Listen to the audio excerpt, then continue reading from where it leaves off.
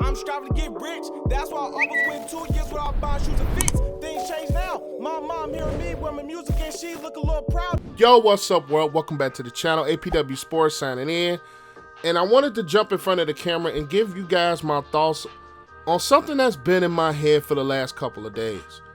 And that will be Bears head coach Matt Nagy and the hot seat that he's currently on heading into this 2021 season. But before I get into my thoughts on all that, make sure you guys leave this video a like. This helps this channel to grow. And if you are a first-time viewer and you enjoy football content, make sure you click that subscribe button and notification bell so you will not miss a single video.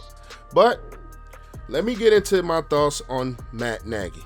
Now, we all know Matt Nagy coming into this 2021 season is on a huge hot seat that is just gaining more fire day by day, and I think week by week before we start this 2021 NFL season.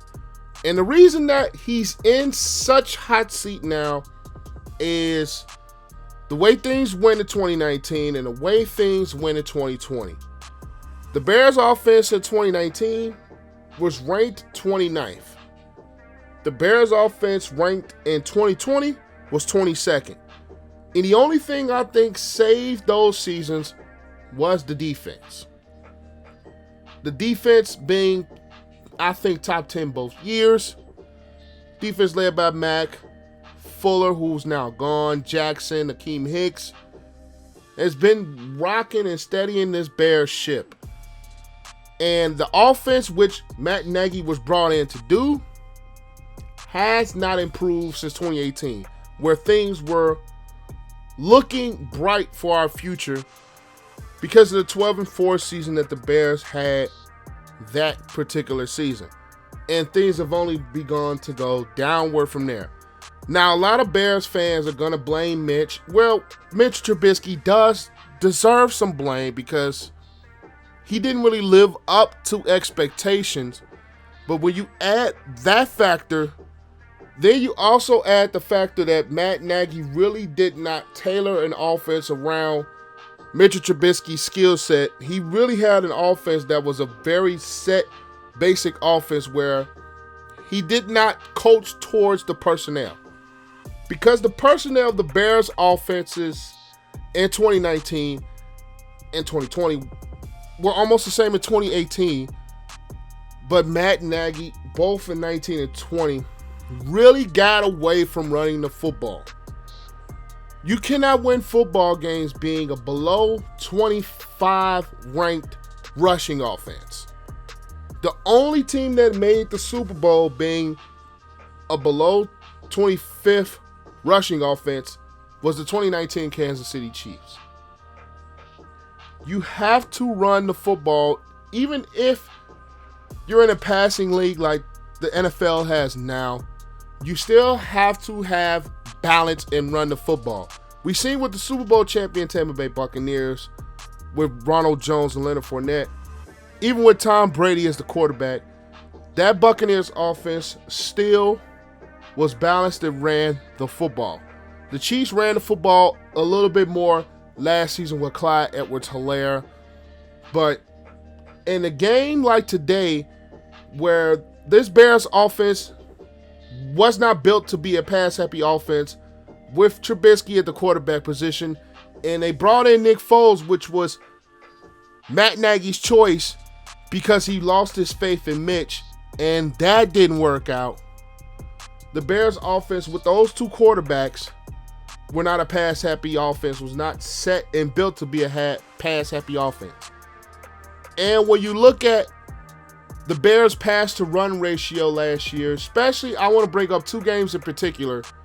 The Monday night contest that was lost against Minnesota, and the Thursday night contest that the Bears somehow ended up winning against those same Tampa Bay Buccaneers. When you have games where your run-pass ratio is 45 pass to 13 runs, that is not a recipe to have consistent success. And then when you're doing that, not only in a single game basis if that calls for it, but you're doing that on a consistent basis, teams are going to really start to pick up on that. which is a part of the reason why the Bears' offensive line did not look very good. Because number one, you're going up against pass rushers and blitz packages that they do not fear the running game. When you do not fear the running game, that gives the defensive mind, that gives the defensive coordinator, that gives the defensive personnel, that gives them legs to say, okay, we're not worrying about the running game. We're just going to tee off on this offensive line, and we're going to tee off on a quarterback, because you don't have that pause, you don't have that certain stop and movement when you institute the play action pass, when you have a threat of a running game that can be consistent. You're giving the defensive people, you're giving the defense more, just giving them more to tee off on, because they don't have the running game that is a threat. You're giving them a license to go after your quarterback. You're giving them a license to blitz without hesitation.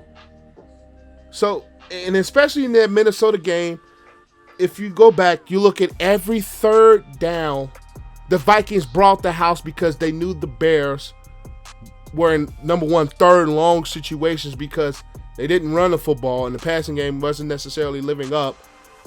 And number two, they're going into blitz packages because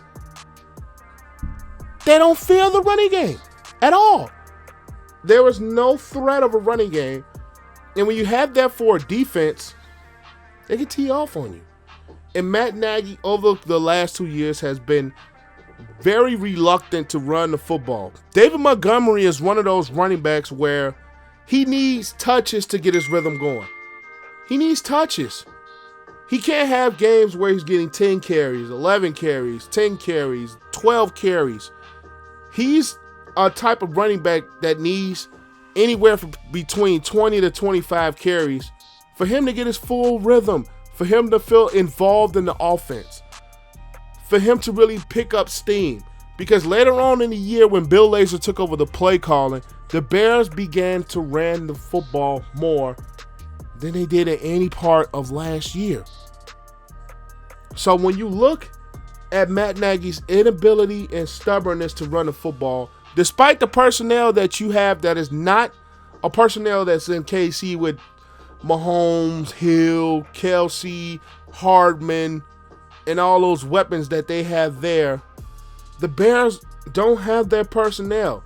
Now, the Bears' personnel isn't bad, and it's definitely improved from last year because you get a healthy Cohen back, you get Montgomery, you add Damian Williams that was on that 2019 Kansas City Chiefs offense, and you could argue that he could have been the Super Bowl MVP. You add Daz Newsome, you have Darnell Mooney, who I think can break out. You still keep Allen Robinson.